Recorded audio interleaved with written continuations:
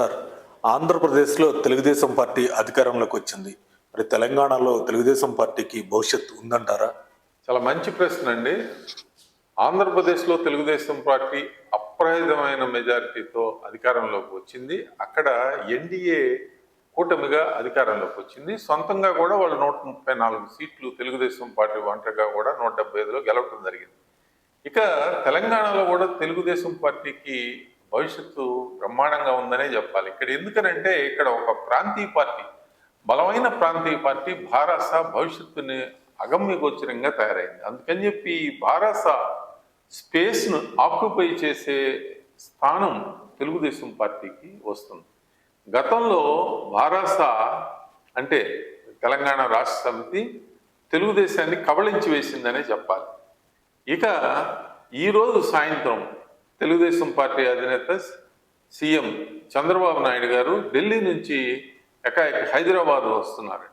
తెలుగుదేశం పార్టీకి, తెలంగాణ తెలుగుదేశం పార్టీకి ఇప్పుడు రాష్ట్ర అధ్యక్షుడు కూడా లేడు. కాసాని జ్ఞానేశ్వర్ ఎలక్షన్లకు ముందు ఆయన భారాసలో చేరి లోక్సభకు కూడా పోటీ చేసి ఘోర పరాజయాన్ని పొందిన సంగతి అందరికీ తెలిసిందే. ఇక అంతకు ముందు తెలుగుదేశం పార్టీకి అధ్యక్షుడుగా ఉన్న బలహీన వర్గాలకు చెందిన బక్కిన నరసింహులు మహబూబ్ నగర్ జిల్లాలో గతంలో ఎమ్మెల్యేగా కూడా పనిచేశారు. ఆయన పార్లమెంటుకు కూడా పోటీ చేసి ఓడిపోయారు. కానీ బట్ ఆయన తెలుగుదేశం పార్టీకి చాలా లాయల్ వర్కర్ అని చెప్పాలి. లాయల్ లీడర్, వర్కర్ కాదు. ఆయన తెలంగాణ తెలుగుదేశం పార్టీకి అధ్యక్షుడిగా పనిచేశారు గతంలో.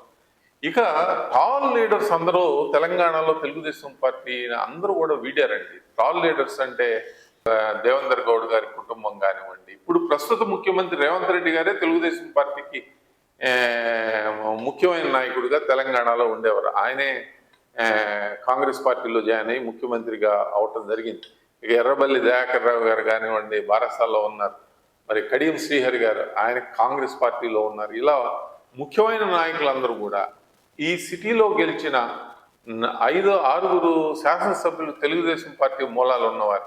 అరికపూడి గాంధీ గారు కానివ్వండి, మాధవరం కృష్ణారావు గారు కానీ, తలసాని శ్రీనివాస్ యాదవ్, ప్రకాష్ గౌడ్ గారు, ఇలా తెలుగుదేశం పార్టీ తెలంగాణలో గ్రామాల్లో, మండలాల్లో, సిటీస్లో అన్నిట్లోనూ బాగానే ఉంది. కానీ ఇంట్రెస్ట్ విధానం అంటే వాళ్ళంతా కూడా కార్యకర్తలంతా కూడా వివిధ పార్టీల్లో జాయిన్ అయిపోయి ఉన్నారు. వాళ్ళంతా రావాలి అని అంటే ఒక పొలిటికల్ వ్యాక్యూమ్ క్రియేట్ చేయాలి. ఇప్పుడు గత పార్లమెంట్ ఎన్నికల తదుపరి తెలంగాణలో 2 పార్టీల విధానం వచ్చింది. అదేంటంటే భారాస కనుమరుగైపోయింది, అంటే 15% పరిమితం అయిపోయింది. ఇక కాంగ్రెస్ పార్టీ 40% ఓట్ బ్యాంక్తో మరి 9 పార్లమెంట్ స్థానాలతో ప్రథమ స్థానంలో కాంగ్రెస్ పార్టీ ఉండగా, ఇక 2వ స్థానంలో 35% ఓట్ బ్యాంక్ తోటి బీజేపీ ఉంది. అంటే బీజేపీ ఆల్మోస్ట్ కాంగ్రెస్కి పోటీగా వస్తూ ఉంది.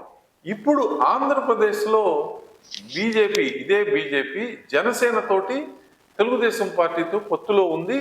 అక్కడ మంత్రులుగా కూడా భాజపా వారు ఉన్నారు. సత్యకుమార్ గారు హెల్త్ మినిస్టర్గా ఆంధ్రప్రదేశ్లో ఉన్నారు. కేంద్రంలో మరి పెమ్మసాని చంద్రశేఖర్ గారు, రామ్మోహన్ నాయుడు గారు ఎన్డీఏ 3.0లో వారు మంత్రివర్గంలో కేంద్రంలో పనిచేస్తూ ఉన్నారు. ఈ నేపథ్యంలో తెలంగాణలో కూడా రాజకీయ సమీకరణాలు మారే అవకాశం స్పష్టంగా ఉంది. అంటే అసెంబ్లీ ఎన్నికల్లో తెలుగుదేశం పార్టీ సానుభూతి పరులు, జనసేన సానుభూతి పరులు, ఆంధ్ర మూలాలు ఉన్న వారందరూ కూడా సంపూర్ణంగా కాంగ్రెస్ పార్టీకి తెలంగాణలో సంపూర్ణంగా పనిచేశారని చెప్పొచ్చు. ఒక్క సిటీలో మాత్రం కొంతవరకు బారాసాకి ఓటు శాతం ఆంధ్ర మూలాలు ఉన్న వారి నుంచి వచ్చింది. కానీ మిగిలిన గ్రామీణ ప్రాంతాల్లో మొత్తం కూడా సంపూర్ణంగా కాంగ్రెస్ పార్టీకి ఏకపక్షంగా ఓటు చేసిన పరిస్థితులు ఉన్నాయి. అయితే ఇప్పుడు తెలుగుదేశం పార్టీకి లీడర్స్ మాత్రం బలమైన నాయకులు ఎవరూ లేరని చెప్పాలి.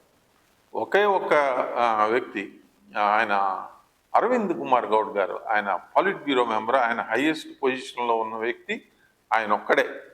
ఇక తెలంగాణ తెలుగుదేశం పార్టీకి ఉపాధ్యక్షుడిగా పనిచేస్తున్న సామ భూపాల్ రెడ్డి గారు కూడా ఆయన కూడా కొంచెం ఆర్థికంగా సంపన్నమైన వాడే. కానీ ఇప్పుడు ముఖ్యమంత్రిగా ఉన్న రేవంత్ రెడ్డి గారి సామాజిక వర్గానికి చెందినవారు కాబట్టి ఆయనకి మరి ప్రెసిడెంట్ పదవి ఇవ్వకపోవచ్చు, కానీ అన్ని అవకాశాలు అరవింద్ కుమార్ గౌడ్ చిరకాలంగా తెలుగుదేశం పార్టీని నమ్ముకుని ఆ కుటుంబం అంటే ఆయన ఎవరో కాదు, మన దేవేందర్ గౌడ్ గారు అంటే చంద్రబాబు నాయుడు గారికి దాదాపు కుడి భుజం లాగా తెలంగాణలో పనిచేసిన దేవేందర్ గౌడ్ గారికి ఆయన స్వయంగా బావమరిది, ఆయన సమీప బంధువు. తప్పకుండా అరవింద్ కుమార్ గౌడ్ గారికి ఈసారి తెలంగాణ తెలుగుదేశం పార్టీ బలహీన వర్గాలకు చెందిన వ్యక్తికి ఆంధ్రప్రదేశ్లో కూడా తెలుగుదేశం పార్టీ రాష్ట్ర అధ్యక్షుడిగా శ్రీనివాస్ గారికి యాదవకుల సామాజిక వర్గానికి చెందిన వారికి ఇచ్చారు. ఇక్కడ కూడా మరి అరవింద్ కుమార్ గౌడ్ గారికి ఇచ్చే అవకాశం స్పష్టంగా కనిపిస్తూ ఉంది. ఎందుకనంటే గతంలో దేవేందర్ గౌడ్ గారు హోమ్ మినిస్టర్గా ఉన్నప్పుడు ఆంధ్రప్రదేశ్లో బీసీ బలహీన వర్గాల్లో బలమైన ఇమేజ్ని సంపాదించుకున్నారు. అంటే ఆయన ఎక్కడికి వెళ్ళినా కానీ ఆయన బ్యానర్లు, ఫోటోలు దర్శనమిస్తూ ఉండే. ఎందుకంటే గౌతు లచ్చన్న గారు మరి ఆంధ్రప్రదేశ్ మొత్తం కూడా గౌడు సామాజిక వర్గానికి ఒక పెద్ద నేతగా వెలుగొందిన సందర్భాలను మనం చూసాం. గౌడు సామాజిక వర్గమే కాదు, బీసీ సామాజిక వర్గాల్లో. అలా తెలుగుదేశం పార్టీలో దేవేందర్ గౌడ్ గారు బలహీన వర్గాల్లో ఒక బలమైన నేతగా ఎదిగారు. మరి ఆయన ఆశీస్సులు ఉన్న అరవింద్ కుమార్ గౌడ్ గారికి తెలంగాణ తెలుగుదేశం పార్టీ పగ్గాలు కూడా వచ్చే అవకాశాలు స్పష్టంగా కనిపిస్తూ ఉన్నాయి. తెలుగుదేశం పార్టీ అధినేత ఈరోజు సాయంత్రం 5 గంటలకు బేగంపేట ఎయిర్పోర్ట్కి ఢిల్లీ నుంచి వచ్చి ఊరేగింపుగా మరి ఆయన నివాస గృహానికి వెళ్ళటం జరుగుతుంది.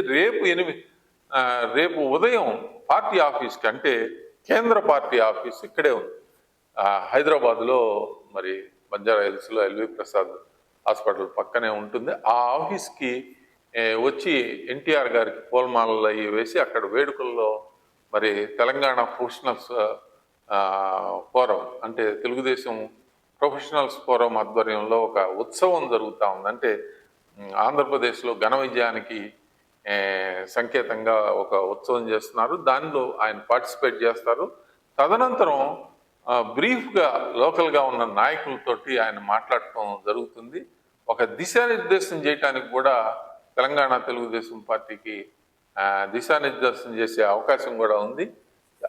అదే రోజు అంటే 6వ తారీఖు రేవంత్ రెడ్డి గారితో ప్రజాభవన్లో ముఖ్యమంత్రి ఇరు రాష్ట్రాల ముఖ్యమంత్రుల సమావేశం కూడా జరుగుతూ ఉంది.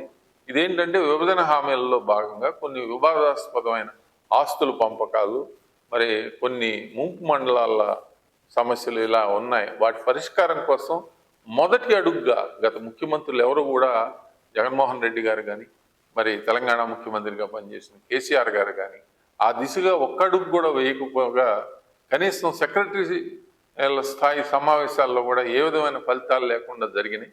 ఈసారి అలా కాకుండా ఈ ఇరు రాష్ట్రాల ముఖ్యమంత్రులకి కొంత సన్నిహితమైన సంబంధాలు కూడా గతంలో ఉన్నాయి కాబట్టి తప్పకుండా కొంత పరిష్కారం చాలా వరకు జరిగే అవకాశాలు స్పష్టంగా కనిపిస్తూ ఉన్నాయి. ఏది ఏమైనా భవిష్యత్తులో రానున్న రోజుల్లో తెలుగుదేశం పార్టీ మరి బీజేపీతో నేషనల్లో మరి ఆంధ్రప్రదేశ్ రాష్ట్రంలో పొత్తులో ఉన్నారు కాబట్టి ఇక్కడ కూడా అదే విధమైన పొత్తు కొనసాగే అవకాశాలు స్పష్టంగా కనిపిస్తూ ఉన్నాయి. ఎందుకంటే భాజపాకు గ్రామీణ ప్రాంతాల్లో మరి బలం లేదు. మరి ఆ బలం తెలుగుదేశం యొక్క బలం భాజపాకు తోడైతే తప్పకుండా భాజపా ఇక్కడ బలమైన పోటీ, బారాసాతో సంబంధం లేకుండా బారాసాలో ఉన్న తెలుగుదేశం మూలాలు ఉన్న వ్యక్తులందరూ కూడా తెలుగుదేశం పార్టీలో చేరే అవకాశాలు కూడా రానున్న రోజుల్లో ఎమ్మెల్యే స్థాయి వ్యక్తులు కూడా చేరే అవకాశాలు స్పష్టంగా కనిపిస్తూ ఉన్నాయి. దాంతో తెలుగుదేశం పార్టీ, భాజపా, జనసేన ఈ మూడు కలిసి కాంగ్రెస్ పార్టీని రానున్న ఎన్నికల్లో అంటే మున్సిపల్ స్థానిక సంస్థల ఎన్నికల్లో కలిసి పోటీ చేసే దిశగా ప్రయాణం చేస్తారని మరి మాకున్న సమాచారం.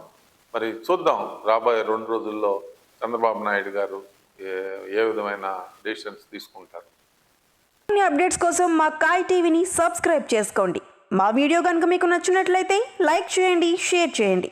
మీ విలువైన అభిప్రాయాలను కామెంట్ బాక్స్లో తెలియజేయండి.